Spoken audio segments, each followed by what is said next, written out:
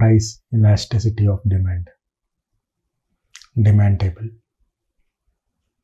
Scenario, price, quantity, elasticity. First సినారియోలో price 10 ఉన్నప్పుడు quantity 2 ఉంది. ఆ విధంగా ప్రైస్ డిక్రీజ్ అయ్యే కొద్దీ క్వాంటిటీ ఇంక్రీజ్ అవుతూ వచ్చింది.